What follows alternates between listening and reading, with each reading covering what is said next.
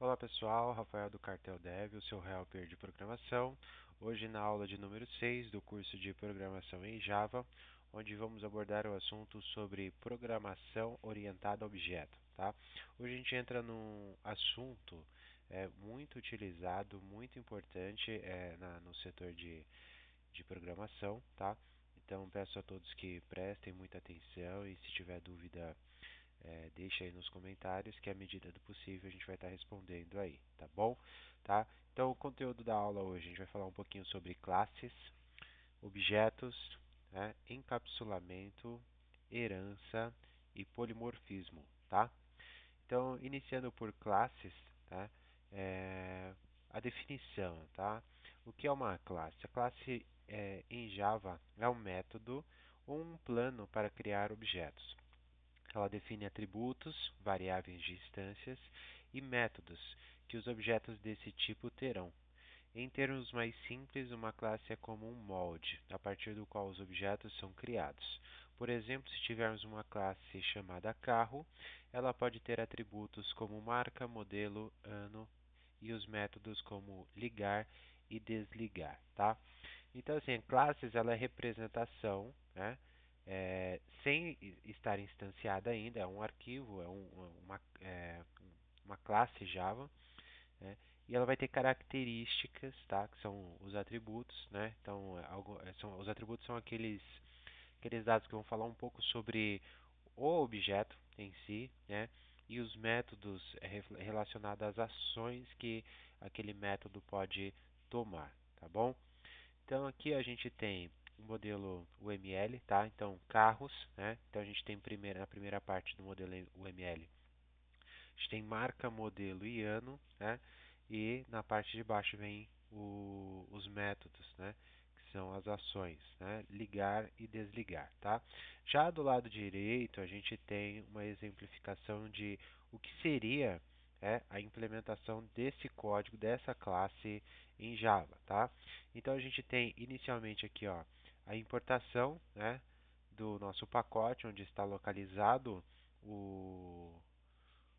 a nossa classe, tá? Né, que seria a aula 6, Models, né? E aí vem Public Class Carro, né, que seria realmente a chamada de uma classe em Java. Depois a definição dos atributos, tá? Então, private string marca, modelo e ano, tá? Ano eu coloquei como int aqui, tá? E dois métodos, tá? Sem retorno, tá? Então é do tipo público, void ligar, é, e o desligar, tá? Então as ações que a gente tem desse método é ligar e desligar, e as características que a gente tem armazenado sobre ele são marca, modelo e ano, que a gente pode armazenar, tá? Beleza? Partindo disso, né, a gente vem para objetos, tá? O que seriam os objetos? Seriam as classes, mas depois de instanciadas, tá? O que seria isso, tá? Então, primeiro vamos entender o que é um objeto, tá? Objeto é uma instância concreta de uma classe. Quando você cria um objeto, está criando uma variável que segue a estrutura definida pela classe. Por exemplo, a partir da classe carro, você pode criar um objeto específico como carro Gol 2023 ou carro Uno 2015. Cada objeto terá seus próprios valores para os atributos como marca, modelo e ano. Tá? Então, primeira coisa que a gente vai precisar quando a gente vai fazer isso, a gente precisa de um método construtor dentro da nossa classe Java, tá? Que vai ser o nosso modelo, tá? Então a gente precisa desse método construtor. Como que funciona esse método construtor, tá? Ele vai ter o nome da classe, então public carro, né? E como parâmetro de entrada, ele vai ter todas as entradas dos atributos referentes a essa classe, tá? E aí a gente pega e fala, né? A gente está falando do atributo marca desse objeto, né? Vai receber a marca do que está vindo pelo parâmetro de entrada, tá? O modelo do objeto também vai receber o modelo que está vindo pelo parâmetro de entrada, né? E assim sucessivamente com o ano, tá? Recebendo o valor que está vindo pelo parâmetro de entrada, tá?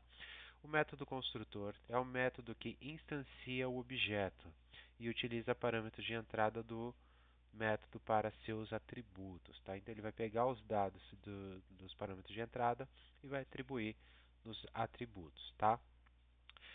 Instanciando um objeto, tá?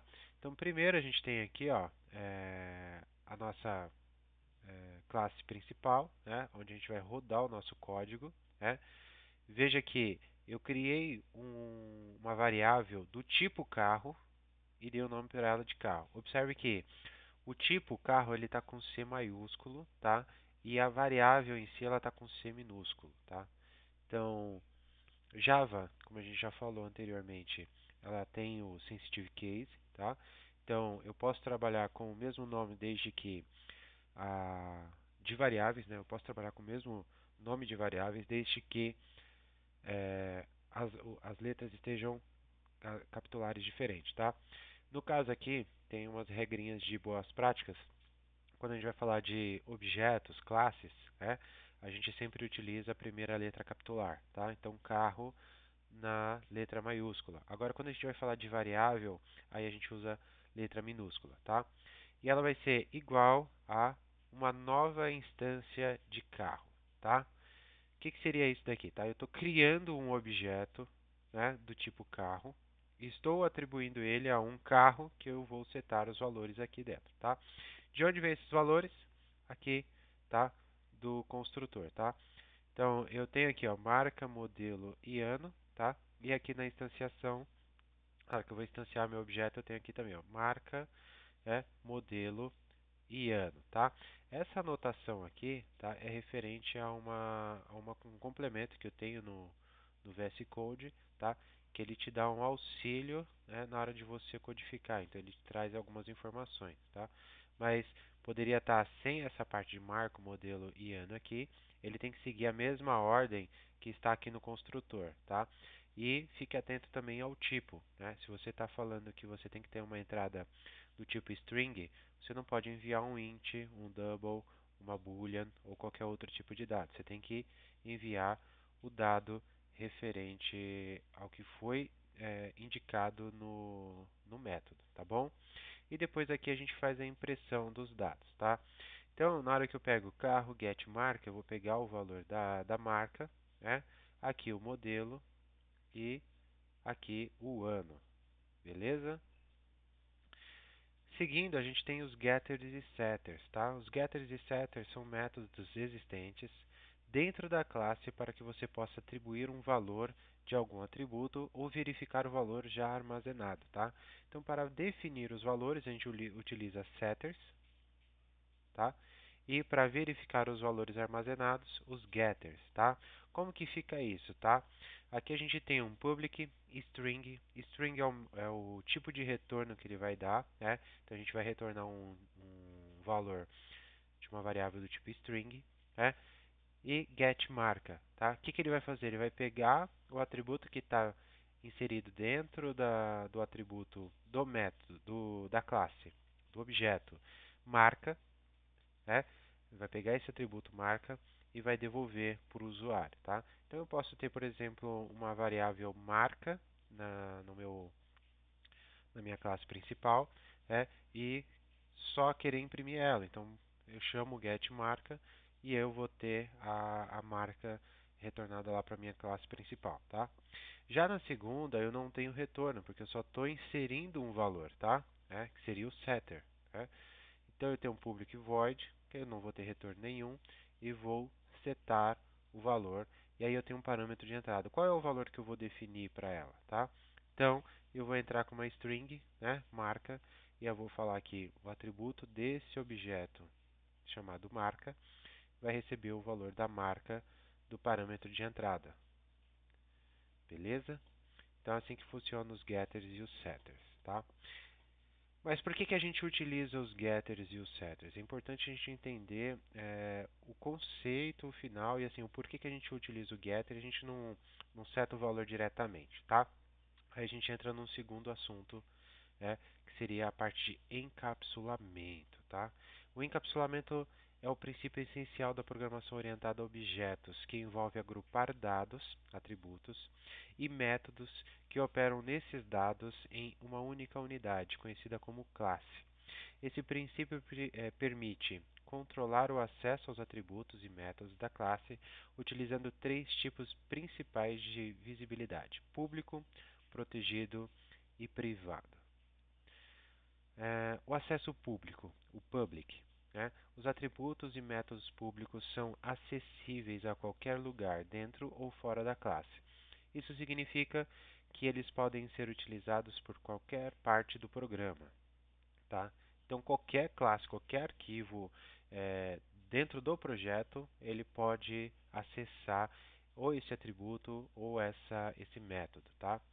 Já o acesso protegido, o protected, são atributos e métodos protegidos, são acessíveis dentro da mesma classe por classes do mesmo pacote, tá? Então, se eu tenho pacotes diferentes, eu não vou conseguir acessar esses atributos, tá? Eu tenho que acessar por uma classe de dentro desse mesmo pacote, tá? Então, se eu tenho um pacote de modelo, né, e eu defino algum método ou algum atributo como protected, eu só vou conseguir acessar por algum objeto, alguma classe Java que esteja dentro desse pacote, tá bom?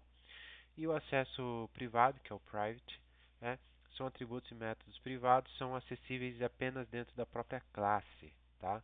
Então, eu posso estar dentro do pacote models, eu posso ter vários outros modelos lá dentro, mas se ele está como private, eu só vou conseguir acessar dentro da própria classe que ele está definido, tá?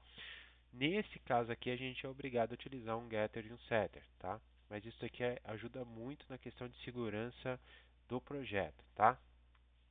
O encapsulamento promove a segurança e a integridade dos dados, ao restringir o acesso direto aos seus atributos, permitindo que apenas os métodos específicos definidos na própria classe manipulem os seus dados.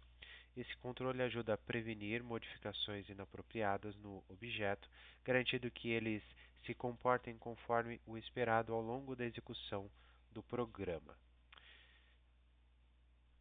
Encapsulamento. Agora a gente vai dar uma olhadinha aqui, né? O que seria isso codificado, tá? Tem aqui ó, o public class carro, que já é aquilo que a gente tinha visto anteriormente, tá? Só que eu tenho aqui a primeira variável do tipo o encapsulamento está public, então eu vou conseguir acessar esse dado por qualquer arquivo do projeto, tá? O private aqui no modelo, então só vou conseguir acessar essa, eh, esse atributo aqui por dentro dessa própria classe, tá?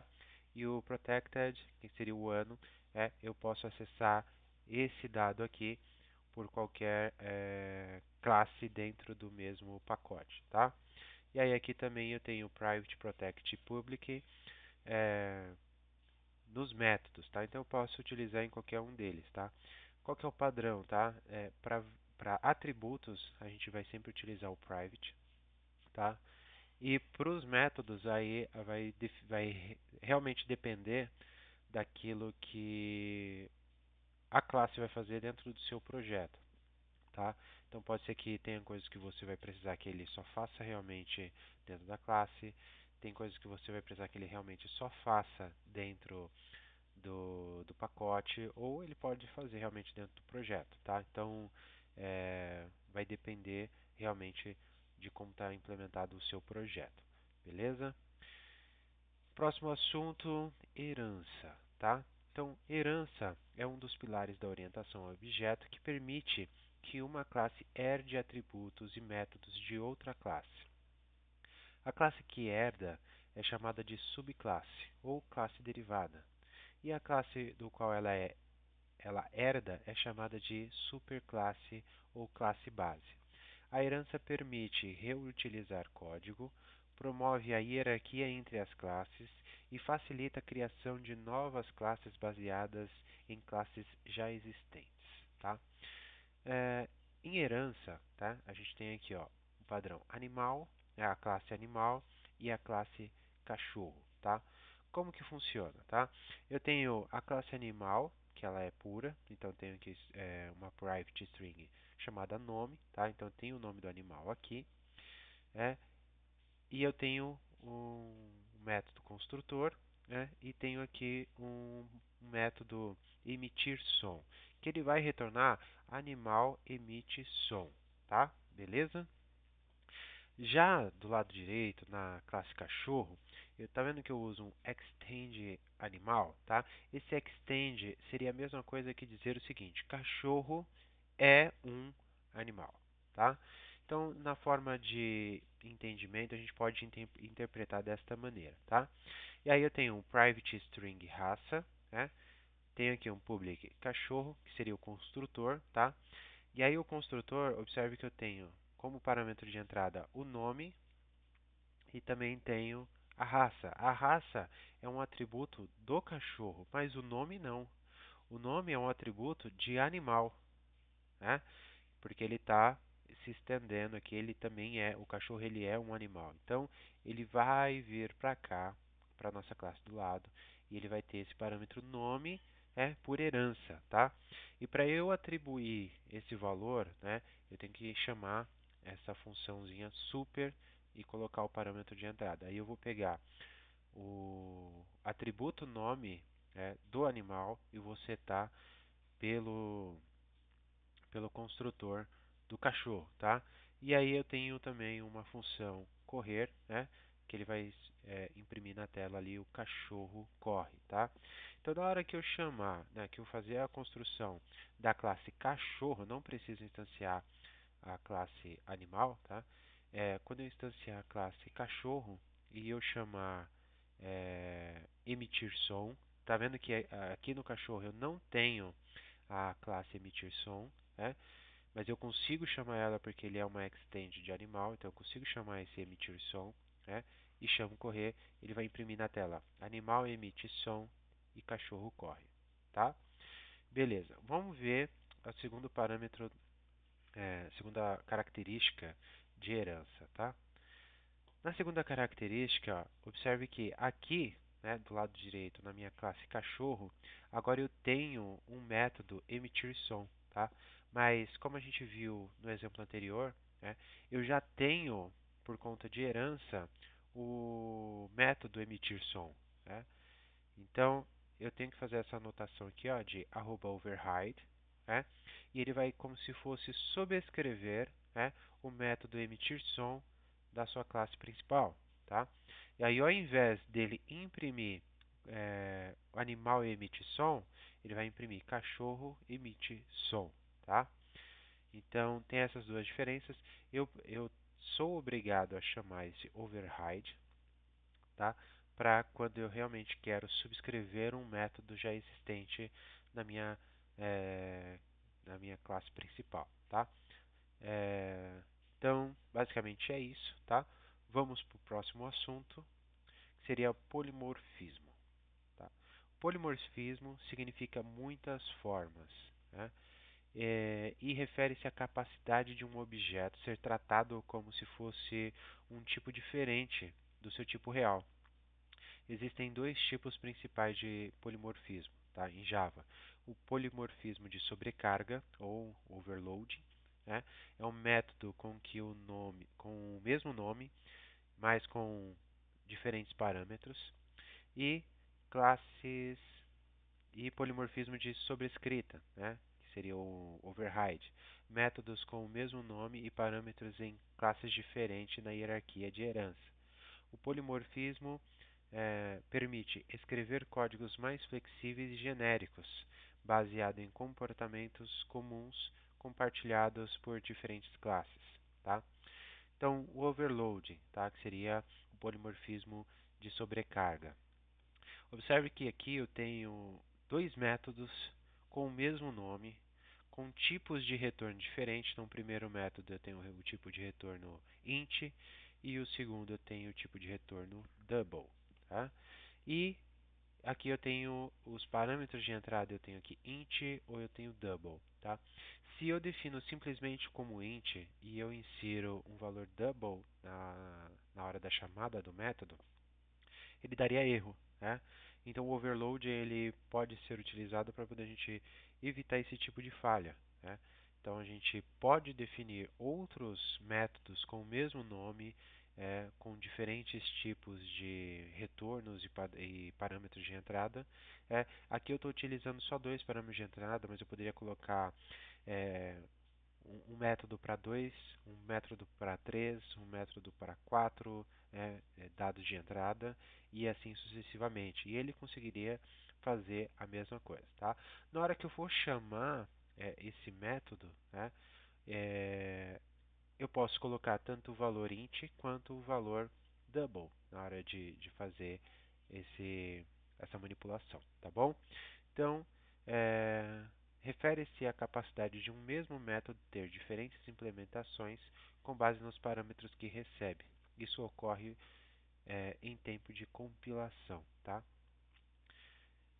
E o override? O override a gente já viu isso em herança, tá? Mas é quando a gente tem na subclasse, né, o mesmo método que tem na classe principal, tá? Então a gente tem aqui a nossa classe principal, né, que tem aqui o método emitir som, e na nossa subclasse a gente também tem emitir som. A gente precisa fazer essa anotação de override para poder saber que é um método de subscrita, tá? Eu vou substituir aquele método da classe principal, tá? Os benefícios do polimorfismo: ele permite escrever códigos mais genéricos e flexíveis, tratando o objeto de maneira uniforme e independente de sua classe específica. Facilita a implementação de hierarquias de classes e interfaces, promovendo a reutilização de código. O polimorfismo é uma característica poderosa de programação orientada a objetos, que permite a flexibilidade e a extensibilidade do código, permitindo a criação de sistemas mais robustos, modulares em Java. Tá? E para finalizar aqui, tá, na nossa aula de hoje, exploramos o conceito fundamental da programação orientada a objeto, aprendemos sobre encapsulamento, que protege e organiza o acesso aos dados da classe, herança, que permite a criação de hierarquias de classes para reutilização de código, e polimorfismo, que oferece a flexibilidade ao tratar objetos de maneira genérica. Esses conceitos são essenciais para desenvolver sistemas robustos, escaláveis, promovendo a modularidade e manutenibilidade do código em Java. Tá? Então, são assuntos muito importantes. Tá? A partir da próxima aula, nós vamos iniciar a construção de um projeto, né? É, abordando todos os assuntos que a gente já viu até aqui, colocando um pouquinho na prática, tá? Claro que durante essas 6 aulas iniciais a gente abordou assuntos de compilação de arquivos para desktop, e o nosso projeto ele vai ser para web, tá? Então a gente vai utilizar ali o padrão MVC, né, e aplicações web para poder realizar esse projeto, tá? Então, fica aí a nossa aula. Espero que tenham tirado todas as suas dúvidas sobre programação orientada a objeto, tá? E agradeço e vejo vocês na próxima aula. Obrigado.